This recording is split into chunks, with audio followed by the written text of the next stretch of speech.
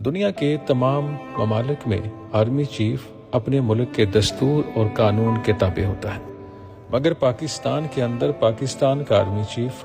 پاکستان کے قانون کو اپنے بوٹوں کے نیچے رون دیتا ہے۔ حافظ عاصم منیر پاکستان کا آرمی چیف نہ ہوتا اگر پاکستان کے آئین اور قانون کو فالو کیا جاتا۔ پاکستان کے آئین کو تروڑ مروڑ کر حافظ صاحب کو پاکستان کا آرمی چیف بنایا گیا۔ یہ تقرری 3 سال کے لیے تھی، مگر حافظ صاحب نے تو باقی تمام آرمی چیف کا ریکارڈ ہی توڑ ڈالا، پاکستان کے آئین کی دھجیاں بکھیر دی۔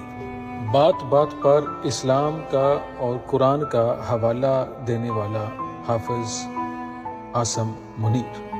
جس نے پاکستان کے قانون کا مذاق ہی بنا ڈالا، پارلیمنٹ کو استعمال کرتے ہوئے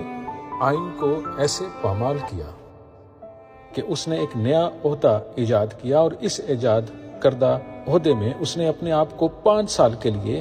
پاکستان کا آرمی چیف نامزد کر دیا۔ پاکستان کی عدالتوں کو تباہ کر کے اتنا کمزور کر دیا کہ پاکستان کے جج اب اس قابل نہیں رہے کہ وہ کرپٹ سیاستدانوں یا کرپٹ جرنیلوں سے کوئی سوال پوچھ سکیں۔ مشہور رائٹر انور مقصود نے ٹھیک ہی کہا ہے، کاش حافظ سید عاصم منیر قرآن حفظ کرتے ہوئے